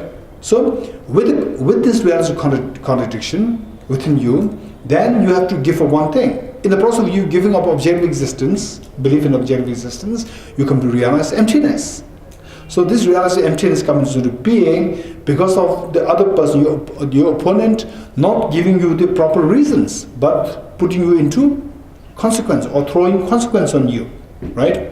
Okay, so whereas they are, this is another one very important point. The scholars differ. Scholars differ. Some scholars say that in order for somebody to realize emptiness, you have to depend on a proper reason. Consequence alone cannot give rise to the wisdom realizing emptiness. The first inference to realize emptiness, it is not possible. Some scholars say like this. For example, say the monastery from which I came, Loseling Monastery, Panchen Sonam Thapa. The author is Panchen Sonam Thapa. He does not accept that. He says that for any inference, particularly inference on emptiness, one has to depend on the proper reasoning. Only by the consequence it cannot give rise to a inference realizing emptiness. Whereas this author says that it is possible. With the inference alone, you can have the inference. No, with the consequence alone, you can have the inference to realize emptiness. So the scholars, they differ, right? You have to know both the things. Anyway, don't worry. And if the scholars they differ, then how can I know? Don't worry, you don't have to know. What you have to know is that some scholars accept that, other scholars accept that. What is your job after knowing this? The variation in the positions. Then your job is what? Your job is to realize emptiness. Right? Your job is to realize emptiness. After realizing emptiness, who cares? Whether through consequence you realize emptiness, whether the proper reason you realize it, who cares? It doesn't matter. You're getting it? Your job is to realize emptiness. Find all these things, all these, even the 10 systems that we're learning, is not for the sake of which of the two authors is correct. This is not position. It's for the sake of us realizing emptiness. So our job is to realize emptiness, and then later on you can give your own opinions. You can be one of the authors there, right? One of the authorities there. Maybe you can become the third person, right? Okay, good. So let's read this again. Reference 88, second etymology. The reason why this school is known as Prasangika, consequenceless, is that the proponents of this system accept the inference meaning inferential cognition, which cognizes the thesis. What is the thesis? The topic and the predicate, combination of the topic and the predicate, the thesis. For example, the flower is empty of objective existence. That I, the self, is empty of objective existence. Okay. Can be generated, this inferential cognition can be generated in the mind of the opponent, your opponent, through mere reductio ad absurdum, which is through mere consequence. Right? Okay. In Tibetan it is Telgyur. Reference 89. Third, exposition of the 10 systems has 3 parts. Assertion of the basis, the assertions of the part, and the assertion of the result, the same pattern. First, reference 90a, first, assertions on the basis. It has 2, again the same thing, same pattern, assertions on the object, assertions on the subject. Right? Same pattern. And assertions of the object, they accept, who's the? Prasangika. They accept that whatever is established existence means existing phenomena. A phenomena, whatever is a phenomena, should necessarily not exist with self-characteristic. Meaning, anything which exists should not have self-characteristic. Why?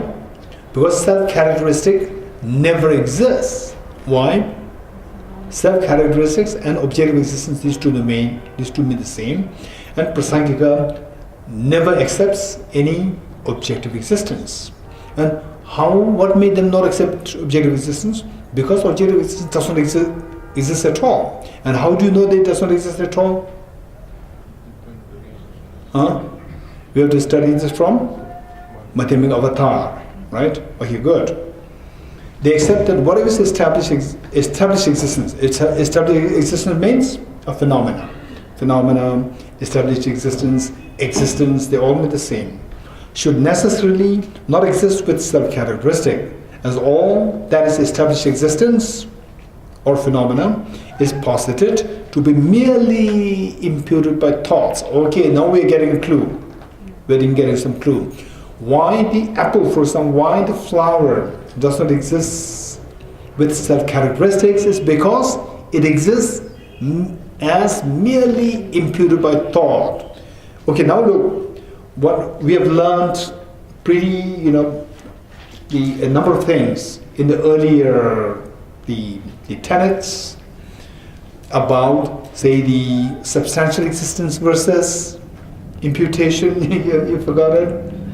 I know you have.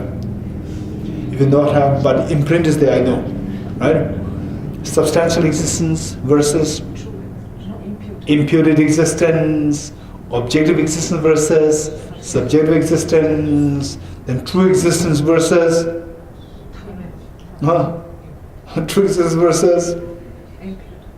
true existence versus imputed, or subjectively imputed, subjectively imputed, same. And objective versus subjective, again there are two various subjectives, right? Substance versus imputation, true versus imputation, objective versus imputation. So imputation comes everywhere, which means imputation has various levels, because substantial existence, objective existence, true existence, they have various subtleties. They differ in subtlety. Because there is different subtlety, the corresponding subjective existence, subjectivity, subjective imputation also should have the variations in subtlety. This is so important. You're getting it? Okay. Imputed. So now here, self-characteristics as opposed to merely imputed by thoughts, mere imputation by thoughts. Self-characteristics as opposed to mere imputation by thoughts, according to which school? Prasanga, don't forget it, right? Okay, these are the clues. These we have to keep in mind. Then later on, when we actually study Prasangika, so when these terminologies are with you, then things will become very easy for us. Okay, the qualifier merely as a part of the sentence rejects self-characteristics. Merely, right? Svatantra Madhyamika accepts what? Imputation and from the substance, from the object. Object plus imputation, half-half.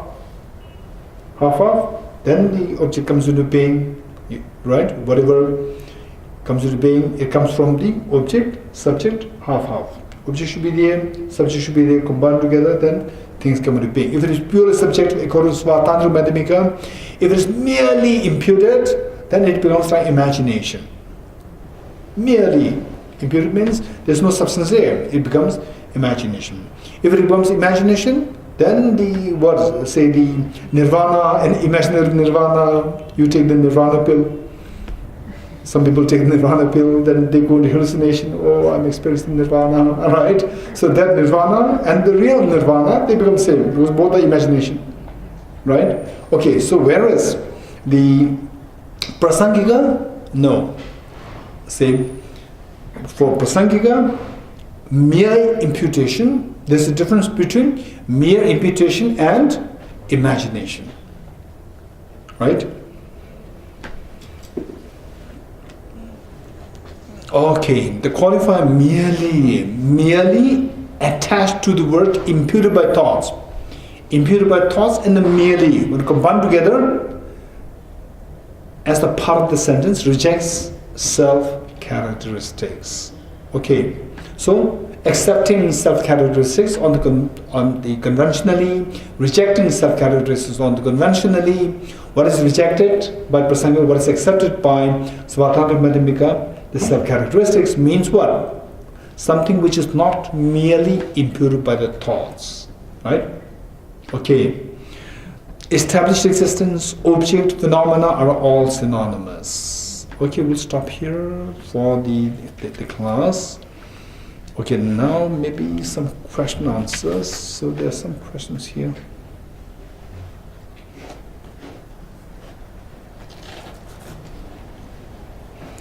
Okay, so the written questions I have to read. read, and while reading it may take a little time. So I will give the answers on Sunday, the questions from the online participants. Okay, anyone question here? Yes, Dinzi Vasila. Krishna, can you just repeat these various levels of imputation? Okay, so say what I'm saying here is not really exhaustive, but I'm still giving you some point. Say objective as opposed to subjective. You're getting it? Subjective means coming from your mind, or coming from mental imputation. So the imputation is there. Objective versus subjective imputation. Okay. Substance is from the object versus subjective imputation. Again to substance. Substance versus subjective imputation. Then what? True existence versus again imputed. Truly exists. Okay, let's make it like order. First one, substance from the object versus imputation, mental imputation. One, subjective imputation. One. Number two is truly versus mental imputation. Number two.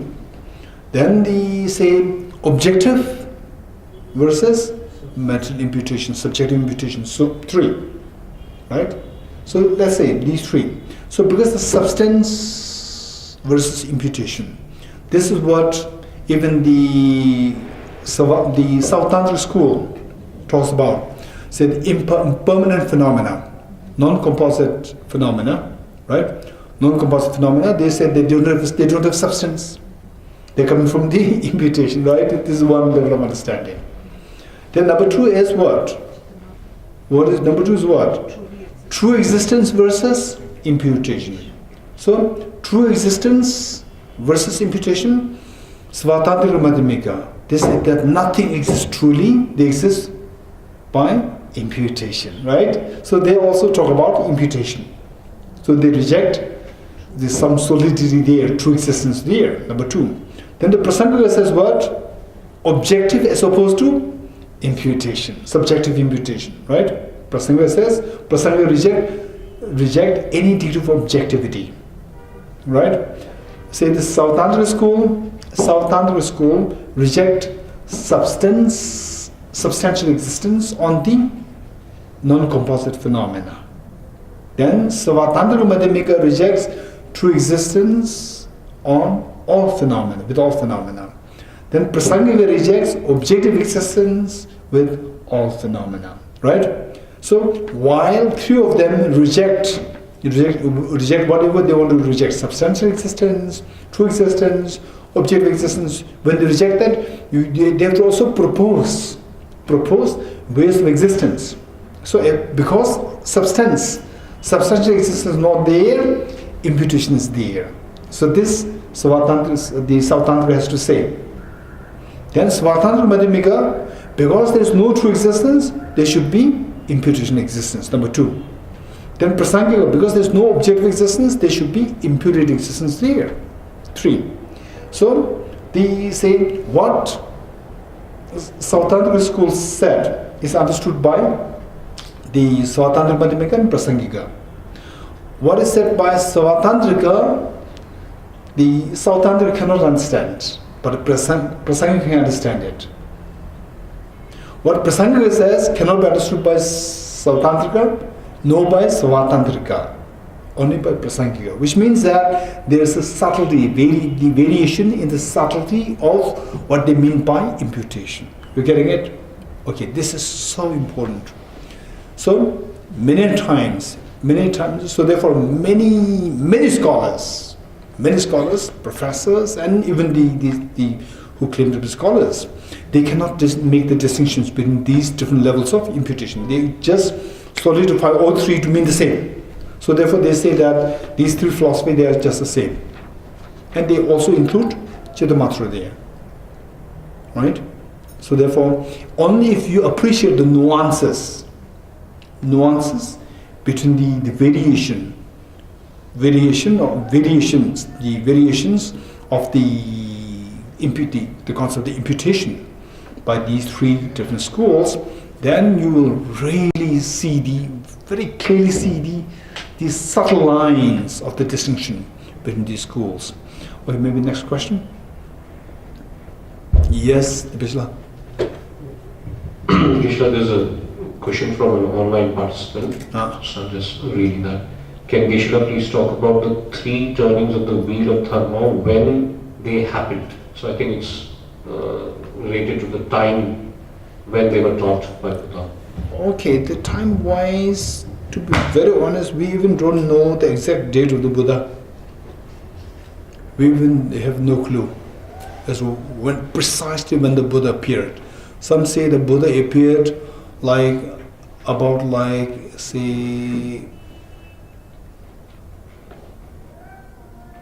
so there is an actual debate on the date of the Buddha's birth also. It's not just about a few days difference. No, it's like years and years gap, like 100 years gap. There's a difference. There's the debate there. So therefore, to be these things is something which we cannot say. And then there are people who very precisely say on this day the Buddha did this. This is okay. These are all wonderful, amazing. Yeah. Right. The point is, the reality is that even the date of the Buddha. So therefore, His Holiness the Dalai Lama says, because that there is a variation in the position of the date of the Buddha's Mahaparinirvana. So His Holiness is wondering if the very standard Buddha's relics can be subjected to carbon 14 dating the test with great respect. This is what His Holiness says, because there's a problem there. So they have to be very honest. And what people say like with great precision, in actuality is not. I don't want to touch these areas. I don't want to reject them. I don't want to bring them in the discussion. The point is that is very complicated. Very complicated. The thing is that these three orders are there. The first turning first, second turning second, third turning third. Right? And the meaning is there. Meaning is the good thing is that what the Buddha taught, subject matter wise, is so beautiful. The dates, very standard position is that all these details, the Buddha said death and the leaf dropped, right? And the leaf dropped and the Buddha said this all these things are very, very okay. So we're not too sure. The thing is, what is sure is that it is not sure that is sure. That's sure, right? Okay, next question. Yes, Tejala. Vishnu, today in the group discussion, we were discussing how in the etymology of Svatantrika Madhyamika, when they say that the valid reasons of the three modes exist from their own side, we couldn't understand what this really means. Okay. That the three modes exist. So if you don't understand it, this is good. Because this is to be studied between Madhyamika Avatar. Right? Okay, so to be very quick and politically correct is that accepting the three modes to be existing inherently. That is Svatantra Madhyamika, and not accepting the true modes to be existing truly from their own side, not just truly from their own side or inherently. This is Prasangika. So this is the meaning. So on this basis, then the debates are there between the two schools, the Svatantra Madhyamika, Prasangika Madhyamika, these debates are there. So this is what we're going to study as part of Madhyamika Avatar. Yes. Any questions? Any more questions? Maybe last question? Yes, Dibeshla. Gishla, I have two questions for Svatantrika Madhyamika. Is there a provision that Shravaka and Pratika Buddhas will not realize selflessness of phenomena? It does say that according to Svatantrika Madhyamika. Okay. Sautantrika, Savatantrika, Madhyamika, is it necessary that Shravakas and Pratik Buddhas, they should not realize the substance of phenomena? Is this your question? Yeah, is there a provision? Is there provision? This Because is some of the Is practitioners... it necessary? Yeah. Is it necessary that Shravakas and Pratik Buddhas should not have the realization of substance of phenomena? This is the question. Okay.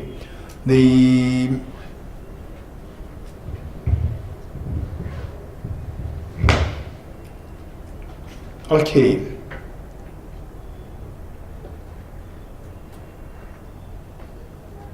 Say,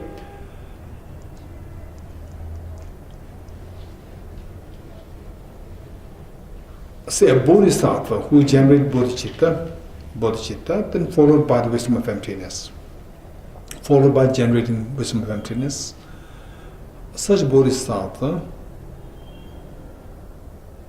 and of course that happens at the first part of accumulation. Part of accumulation, which again can be, say, long, and it can be short, depending on, say, the one's rigor and one's the power, the intensity of the wisdom and emptiness. So where the bodhisattva may not be so of very high caliber, and then say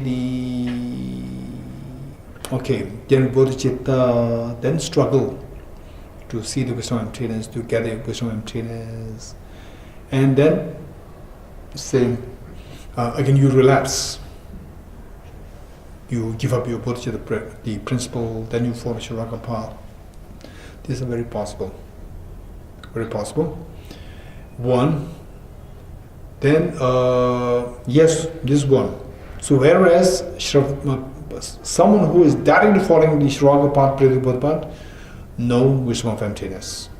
That's for sure. That's for sure.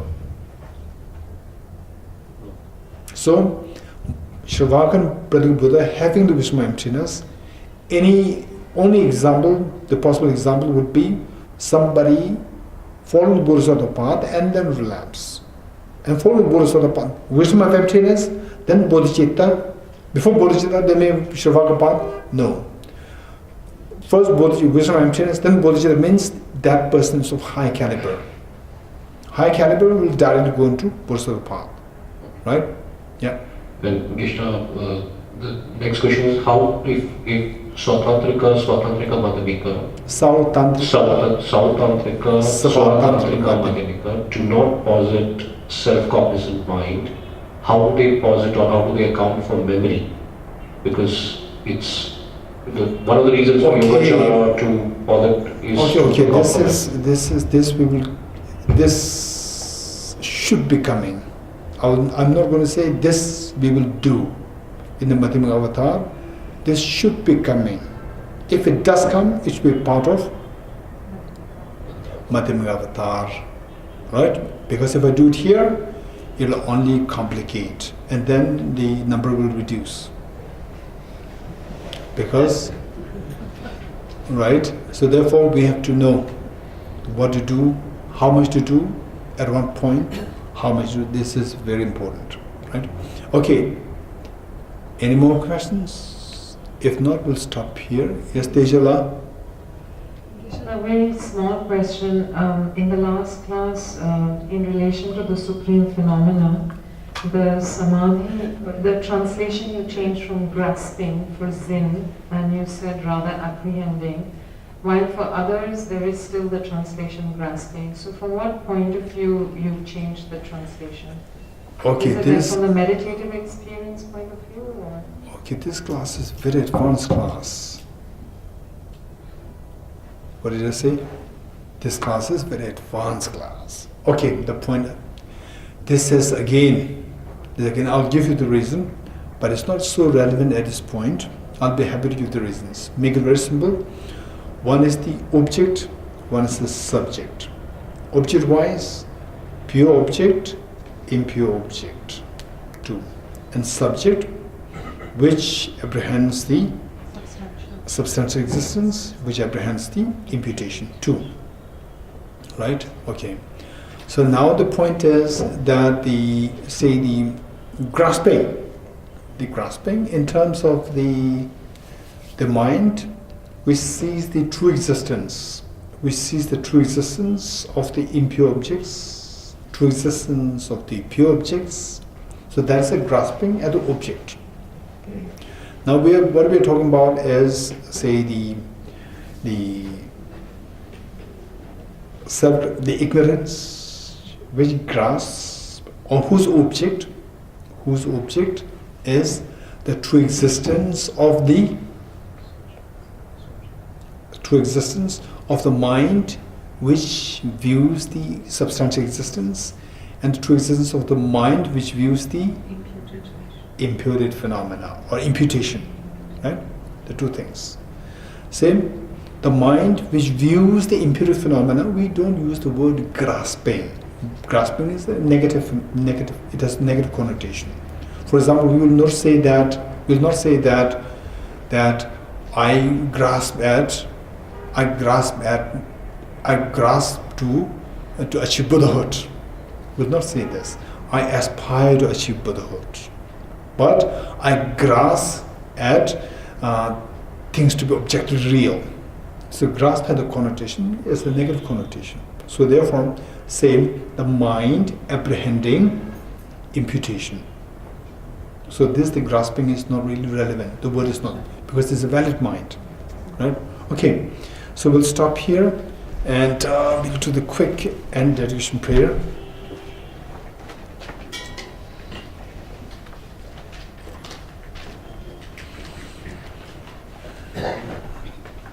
Okay, page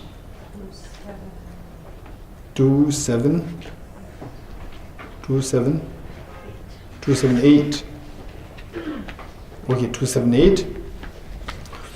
In the land encircled by snow mountains, you are the source of all happiness and good. All powerful generously Tenzin Gyatso, please remain until samsara ends. Kari rave gorve shingamso, pendan dewa mali chungve ne, jinre sinwa Tenzin Gyatso, shabe sede bardo dengyuroji. Just as the brave Manjushri and Samadbhatra too realize things as they are, also I dedicate all these merits in the best way that I may follow their perfect example.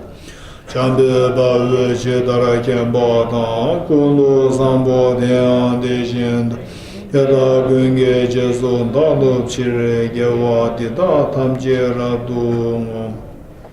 I dedicate all these rules of virtue with the dedication praised as the best by the victorious ones, thus gone of the 3 times, so that I might perform the noble Bodhisattva's deeds. Duzum shebe gyawa tamje ke, ngowa kana chodo ngabadi, tage gewe zawa digun gyan, sambo jeje rabdo ngowaragi. May the Supreme Bodhicitta that is not erased in a rising grow, and may that which is arisen not diminish but increase forevermore. Chanjo sem jore moche, age banam ke gyoroche, ke banyam ba me bayam, kone kondo pe baraisho. As long as space remains, as long as sentient beings remain, until then may I too remain to dispel the miseries of the world.